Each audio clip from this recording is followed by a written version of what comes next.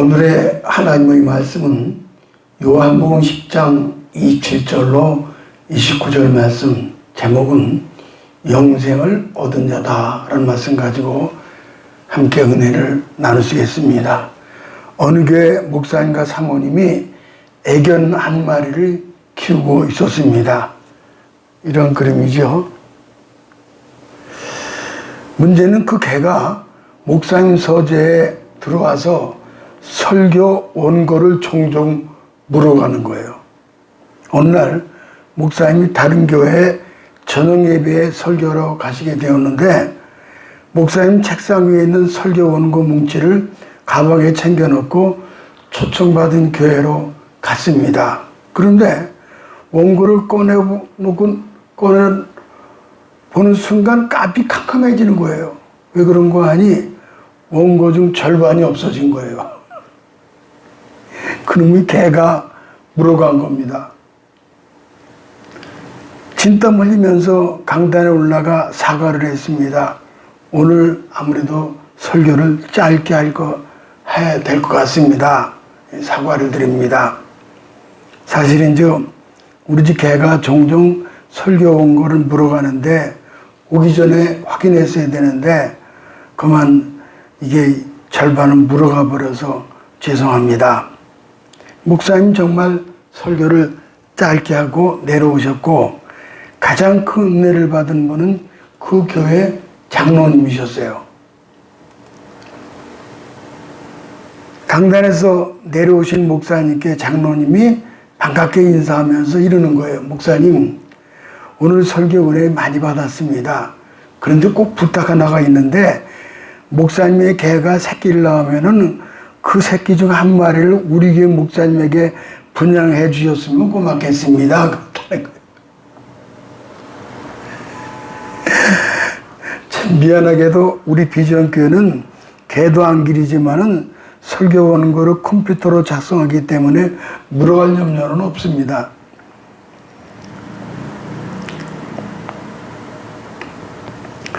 오늘은 양에 관해서 좀 보면은 양의 특징을 좀 살펴볼 필요가 있습니다. 양의 특징을, 양이죠, 이렇게.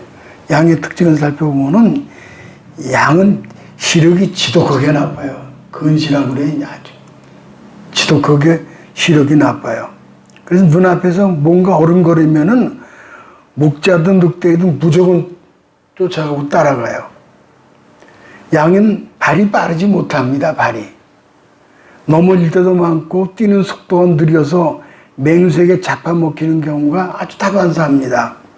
또 방향 감각도 없어요. 앞에 가시덤불이 있는지 낭떠러지가 있는지 구분을 못하고 무조건 앞으로 걸어가는 거예요. 또 방어력도 전무합니다. 동물은 뿔, 이빨, 부리, 발톱 등이 있어서 공격과 수비를 하는데 양은 그게 없어요. 그래서 양은 목자의 돌봄이 절실하게 필요하죠. 그래서 순종의 양은 목자 곁에 딱 붙어서 다니죠. 22절을 보니까는 예루살렘에 수전절이 이르렀습니다. 수전절은 보면은 이렇게 BC 165년 12월 25일 유다 마카비 형제가 수리아 왕이었던 안티오쿠스 에피파네스를 물리친 후 더럽혀졌던 성전을 깨끗하게 하고 봉헌실 가진 것을 기념하는 그런 절기입니다. 때가 겨울이었기 때문에 예수님 추위를 피할 수 있는 성전 안쪽 솔로몬 행각에 이리 다니셨죠.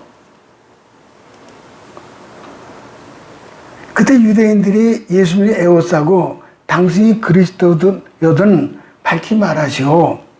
아마도 마카비 시대가 재현되기를 갈망했던 것 같습니다. 그러자 예수님은 그들을 향하여 26절에 보면은 너희가 내 양이 아니므로 믿지 아니하는도다. 예수님의 누구신지를 드러내는데도 믿지 않는 것은 예수님의 양이 아니기 때문이라는 겁니다. 반면에 예수님의 양은 다른 반응을 보이죠. 그것은 목자를 믿고 절절 따르는 자, 곧 영생을 얻은 자다. 그렇게 말씀하세요. 그러면 첫째는 영생을 얻은 자는 주님의 음성을 들으며 알며 따라가지요. 27절을 가볼까요? 내 양은 내 음성을 들으며 나는 저희를 알며 저희는 나를 따르느니라. 여기서 중요한 것이 나오는데 세 가지 동사가 나오죠. 첫째는 내 음성을 듣는다. 이 말씀은 주님의 말씀을 듣고 깨닫고 믿는다는 말인데 믿어질 때 거기에 순종이 따르게 되죠. 어떤 사람이 택함을 받은 양인지 아닌지는 구별하는 것은 아주 간단해요. 택함 받고 영생 얻은 자는 설교를 들으면 가슴이 뜨거워집니다. 가슴이 뜨거워. 성경 공부할 때 확신이 들고 성경 읽으면 눈물이 줄줄 흘러요. 역사적으로 엠마오로 가던 제자들이 그랬잖아요. 가슴이 막 우리에게 말씀하실 때 가슴이 뜨겁지 아니하다냐. 또 감리교의 창시자 요한 웨슬레도 그랬죠. 올더스키드에서 성령 체험할 때 가슴이 뜨거웠다 그랬죠. 막달라 마리아는 부활하신 주님을 최초로 만난 그런 여인입니다. 부활의 아침에 예수님이 무덤에 비어있다는 사실을 발견한 막달라 마리아는 누군가 예수님의 시신을 훔쳐갔다라고 생각을 하고 있었습니다. 너무 슬픈 나머지 무덤 밖에 서서 한참 울고 있었습니다. 마리아가 뒤로 돌아보자 웬 남자가 서 있는 거예요. 그 남자는 마리아에게 여자여 왜 울고 있느냐, 누구를 찾느냐. 마리아는 아직 그분이 부활하신 예수님인 줄을 알아차리지 못했습니다. 눈에 눈물이 고여서인지 아마 동산을 지키는 자인 줄을 알았던 거죠. 그래서 부탁합니다. 당신이 시신을 옮겨 놓았거든 어디에 두었는지 내게 말씀해 주세요. 그러면 제가 그를 모시고 가겠습니다. 그러자 그가 이렇게 말하는 거예요. 마리아야. 순간 자신의 이름을 부르는 그 주님의 음성을 듣고 마리아는 즉시 깨닫습니다. 그리고서는 라보니요, 환희에 찬 목소리로 선생님 하는 거예요. 여기서 주목할 대목 있죠. 마리아가 부활하신 주님을 보고도 알아보지 못했다는 거죠. 그러다가 주님이 자기 이름을 부르는 순간 비로소 주님을 알아차리게 된 겁니다. 마리아야 하는 순간에 알아차리게 된 거예요. 오래전에 우리 주일학교 여름성경학교 할 때 한솔 아파트에 이제 원기하고 창하나라는 남매가 나왔습니다. 이들이 이 창하는 초등학교 들어가지도 않았어요. 유치부죠. 이제, 유아부가 그렇게 해서 이제 아직 학교도 들어가지 않았는데, 이제 유치부, 유아는 아니고 유치부죠. 유치부 인전에서는 들어갔었는데, 원기는 3학년인가 그랬어요. 동생은 창하고. 그런데 거기 한솔 아파트예요. 저기 금곡동 끝자락에 있는. 신방을 갔습니다. 가서 예배를 드렸죠. 바로 이 본문 말씀을 읽고 내 음성을 듣고 나를 따라온다. 내가 그를 알고 따라온다. 그랬더니 그 다음 주에 교회를 나왔어요. 나중에 얘기하는데 들어보니까는 그 친정집이 바로 교회 밑에였대요. 그래서 어려서부터 교회에서 자랐대요, 이렇게. 그런데 시집 가고 나서부터 한 번도 교회를 못 나가봤는데, 목사님 말씀 듣고 보니까는 자기는 양이라는 거예요. 그래서 주일날 나왔어요. 그리고 이제 오랫동안 다니다가 아주 그렇게 오래진 않았었고, 남편이 수원에 직장이기 때문에 거길 따라갔지요. 따라간 뒤에 전화 오고 연락이 왔었는데 거기서 신앙생활 잘하고 집사가 됐대요. 그리고 또 한 번 연락이 오기를 남편이 교회도 나가고, 그리고 남편도 오랜 후에 다 집사가 되었다는 것까지 알고 있죠. 이 말씀이 이런 거예요. 내 양은 내 음성을 듣고 나는 그를 알며 그는 나를 따라온다. 아주 그대로 다 이루어진 겁니다. 양은 자기 목자의 음성을 인식합니다. 그 음성을 듣고 따라가요. 부활하신 주님은 막달라 마리에게만 음성을 들려주신 것이 아니라 오늘 우리에게도 성령을 통해서 우리 이름을 아무개야라고 불러주시는 겁니다. 둘째는 나는 저희를 알며 그랬어요. 예수님이 선한 목자로서 자기 양들을 형편과 처지를 다 아시는 겁니다. 우리가 보기에 양은 똑같아 보이지만은 선한 목자가 볼 때는 자기 양의 내면의 슬픔과 고통을 다 알고 계셔요. 예수님께서 우리의 성품과 장점과 약점을 다 아셔요. 또한 처해 있는 상황도 다 아시죠. 우리 주님께서는 내가 나 자신을 아는 것보다 훨씬 더 나를 더 잘 아십니다. 타미 워커는 복음송 내 이름 아시죠를 작사를 한 분입니다. 이분입니다. 이분이 나를 지으신 주님 내 안에 계셔 처음부터 내 삶에 그 손 안에 있었죠.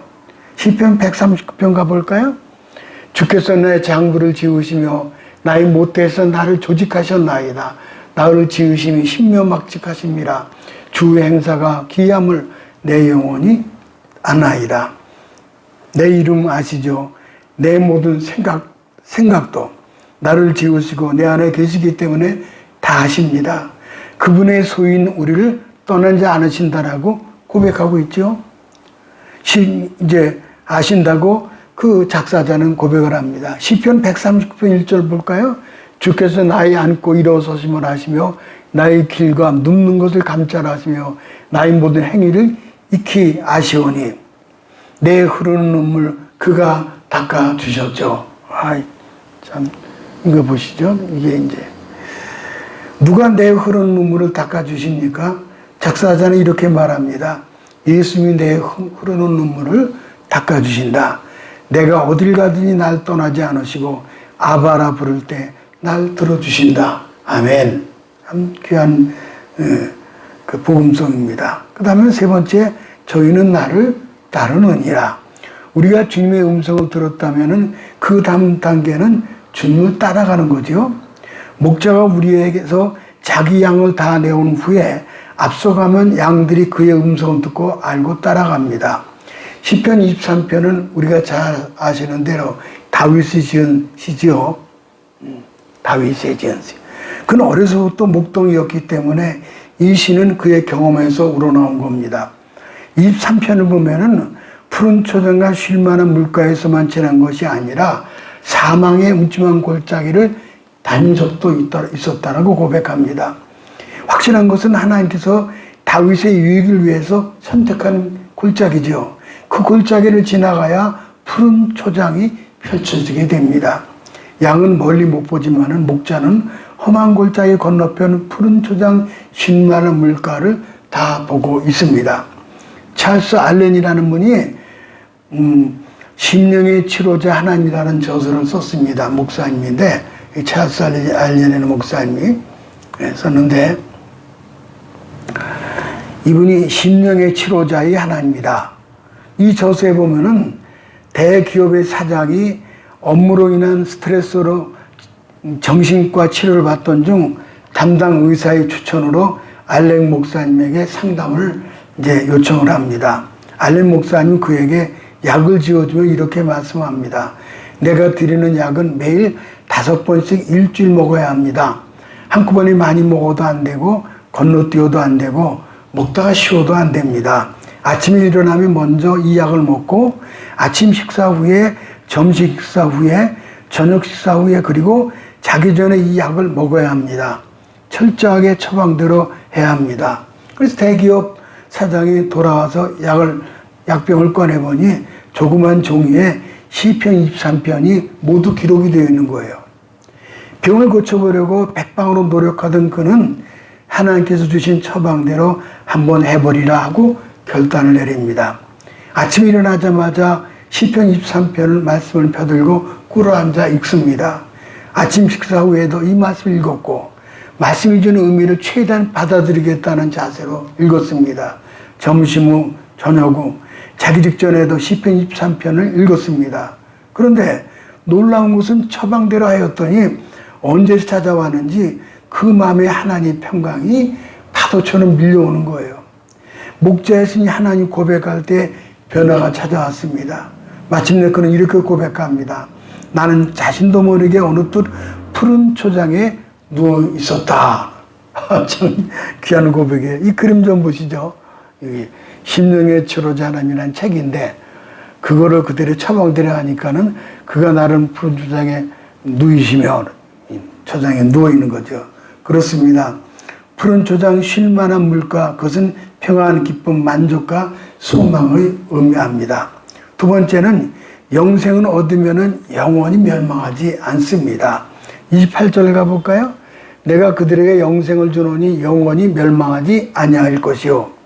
사도 요한은 요한복음을 기록하면서 생명과 영생 이 두 단어를 함께 사용을 하고 있습니다. 이는 중요한 의미를 가진 것으로서 하나님에게 진정한 생명은 영원히 사는 생명이라는 것입니다. 하나님에게 있어서 생명은 곧 영생입니다. 하나님 우리 육신의 생명이나 생명만이 생명이라고 여기지 않습니다. 야고보서 4장 14절 가볼까요? 내일 일을 너희가 알지 못하는도다. 너희 생명이 무엇이뇨? 너희는 잠깐 보이다가 없어지는 안개니라. 아침에 잠시 생겼다가 햇살과 더불어 사라지는 안개는 안개에 불과한 것이 우리 육신의 생명이에요. 이 안개를 볼까요? 보세요. 안개 속으로 걸어가잖아요. 이 육신의 생명이에요. 어느 순간에 사라지는 거죠. 장차 하늘에서 누릴 영생에 비하면은 그 생명은 풀과 꽃처럼 시들어버리는 헛된 것들입니다. 그러므로 하나님은 참 생명은 영원한 생명으로 생각하고 있어요. 성경에 영원한이라는 형용사가 붙어있는 말이 세 가지가 있어요. 형용사 영원한 것이 세 가지가 붙어있는데 좀 볼까요? 보세요. 장차 하늘에서 누릴 영생에 비하면은 그 생명 이제 풀의 꽃처럼 시들어버리잖아요. 그러면 형용사가 붙어있는 말이 세 가지가 있는데 첫째는 뭐예요? 하나님. 하나님은 영원하신 하나님이다. 두 번째는 그의 나라는 영원한 나라다. 세 번째는 그가 주시는 생명은 영원한 생명, 이터널 라이프지요. 영원한 생명은 영원하신 하나님 자신의 생명을 가리킵니다. 하나님 주무시지도 않고 병들지도 않고 늙지도 죽지도 않은 영원히 자존하시는 그런 분이에요. 자존하시는 분이죠. 그러므로 영생을 얻는 우리는 생로병사의 과정을 지난 후 새로운 영원한 생명을 소유하게 되는 것입니다. 하나님이 영원히 사시기 때문에 그분 곁에 있을 때 우리도 영원히 살게 되는 것이 영원한 생명, 곧 영생입니다. 사람이 세상의 모든 영화를 다 누려도 목숨이 떠나가면은 그 권력과 재산과 명예가 무슨 소용이 있습니까? 우리도 주변에 보면은 하루아침에 세상 떠난 사람이 얼마나 많아요. 흔적도 없이 사라지죠. 부귀영화 누리며 장수해도 영원한 생명을 버린다면은 그 불행한 인생으로서 그저 멸망의 지옥이 기다리고 있을 뿐이에요. 기가 막히죠. 황제 사를마누는 AD 8세기경 서유럽 기독교 국가를 통일국가로 만든 아주 역사의 발자취를 남긴 분입니다. 샤를마누. 이 황제의 묘지가 약 200년 전에 발굴이 되었는데 황제의 모습을 보고 깜짝 놀랐다고 합니다. 황제가 의복을 거치고 손에는 황제의 호를 쥐고 있는데 그리고 무릎에는 성경을 펼쳐놓은 채 손가락으로 성경 구절을 가리키고 있는 거예요.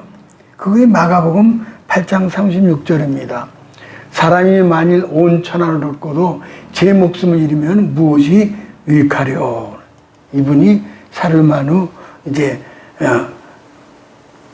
황제죠. 얼마나 멋진 모습이에요. 천하를 통일한 황제였지만은 더 귀중한 이터널 라이프라고 하는 영생을 얻었기에 후대의 생명을 전해주고자 했던 겁니다.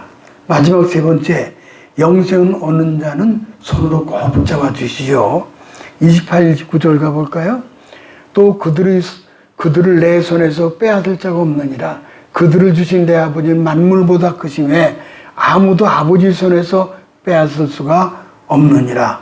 여기서요, 성자 예수님의 손과 성부 하나님의 손이 이중적으로 붙잡아 주신 것을 이제 기록하고 있습니다. 절대 안전한 거죠. 그 손에서 누가 뺏어가겠습니까? 아무도 그 두 손에서 빼앗을 자가 없어요. 영원히 붙도록 두 번의 손아귀로 잡아주신다는 거죠. 이것을 신학적으로 성도의 견인이라고 말합니다. 퍼서버런스에서 그는 이제 견인, 그는 이끌어간다는 거죠. 견인해 간다, 이끌어주신다. 한번 선택한 백성들은요, 놓지 않아서 이끌어 가셔요. 특히 성경에 하나님의 손이라는 말이 자주 나오죠. 그러므로 믿음의 눈은 영원한 눈으로 시시각각 하나님의 손길을 바라보고 그 손길을 체험하고 느끼면서 이 땅을 살아가야 할 것입니다. 손에 대해서 네 가지를 좀 찾아보도록 하겠습니다. 첫 번째는 창조의 손이죠. 시편 8편 3절을 가볼까요? 주의 손가락으로 만드신 주의 하늘과 주의 베풀어 두신 달과 별들을 내가 보니 그랬어요. 태양은 지구의 130만 배라고 그래요. 엡실론이라는 별은 태양의 23억 배라고 그래요. 지구는 하나의 별입니다. 우주비행사 제임스 어원은 달에서 지구가 떠오르는 것을 보았습니다. 태양도 별이고 지구도 별인데 우주에 수많은 별들이 있잖아요.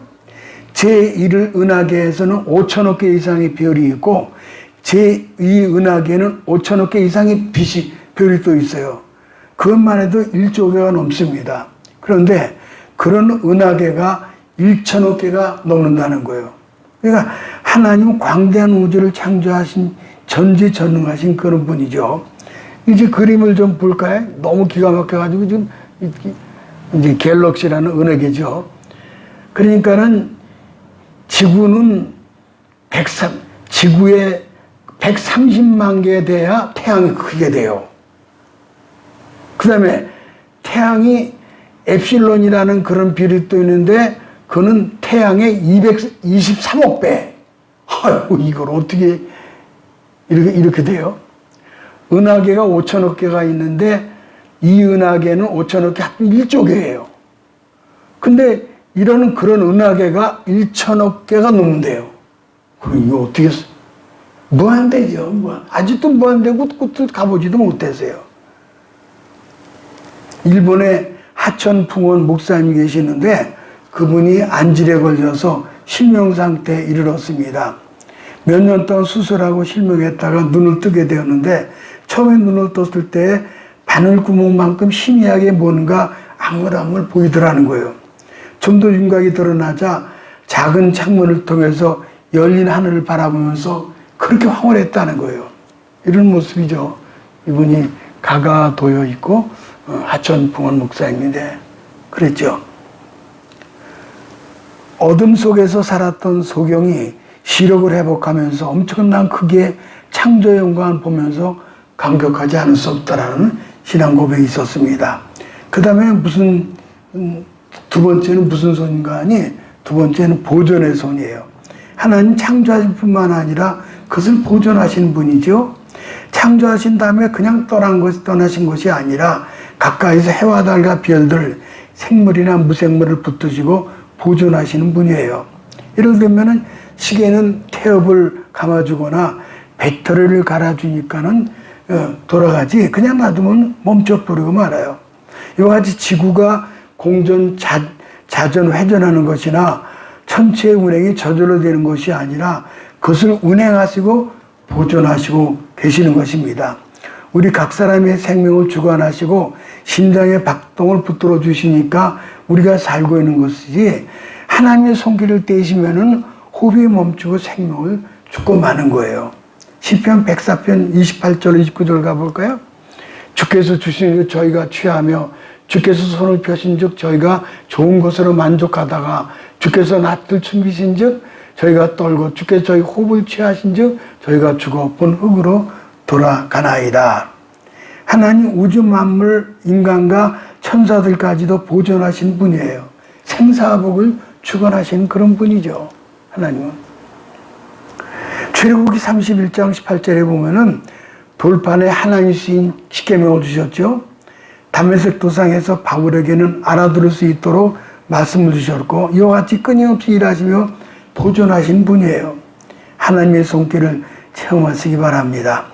세 번째는 보호의 손입니다.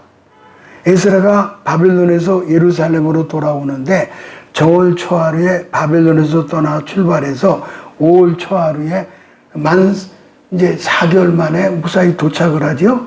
스가랴 7장 9절을 가볼까요? 정월 초하루에 바벨론에서 길을 떠났고 하나님의 선한 손에 도움을 입어 5월 초하루에 예루살렘에 이르니라. 하나님께서 그의 자녀들을 능력의 손으로 인도하신 것을 믿고 매 순간 기도하며 의지하시기 바랍니다. 출발부터 from to 다 하나님이 인도하시네요. 특히 선한 손이란 우리를 인도해 가실 때 악인의 손에 넘기지 아니하시고 선한 방향으로 인도해 가신다는 그런 뜻입니다. 미켈란젤로의 유명한 그림 중 하나가 Creation of Man에서 뭐냐면은 인간 창조라는 제목의 그림입니다. 이 그림이죠. 미켈란젤로가 그리죠. 그림. 아담이 사람을 만들어지는 것을 미켈란젤로가 그렸는데, 근데 아담이 하늘에 떨어진 게 아니고 바다에서 솟아난 게 아닙니다. 미켈란젤로가 인간의 창조를 그림을 그렸는데 아담이 있고 그 옆에 하나님이 그려져 있어요. 그런데 하나님 손이 길게 쭉 뻗어 있죠. 미켈란젤로는 하나님이 손을 뻗쳐서 만드셨구나 그렇게 생각하면서 그린 겁니다. 창세기 2장에 보면 하나님께서 흙으로 빚어서 사람을 만들었다고 했잖아요. 하나님께서 태초에 흙으로 빚어서 사람을 만드시고 자신의 기운을 불어넣으시니 사람이 생명이 되었다. 정동석 교수님은 상담 심리학을 하신 분으로서 저와 우리 사모님의 은사가 되는 분입니다. 그분을 구원하신 분은 사랑의 교회 옥하는 목사님이죠. 지금 다 천국에 가셨지만은 오늘날 사랑의 교회 수련회 갔다가 흙으로 사람을 지으사 그 코에 생기를 불어넣으시니 그 하나님 부를 때에 그는 아주 큰 감동을 받았습니다.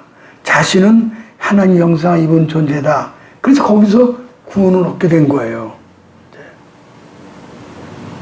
흙으로 사람을 지어서 그 코에 생기를 불어넣으시니 주 하나님. 네 번째는 예수님의 기도의 손과 못 박힌 손을 좀 찾아보겠습니다. 예수님의 겟세마네 동산의 기도의 손을 생각하면은 그저 감격하고 감사할 뿐이죠. 손을 보세요. 손을 쭉 뻗고 기도하시는.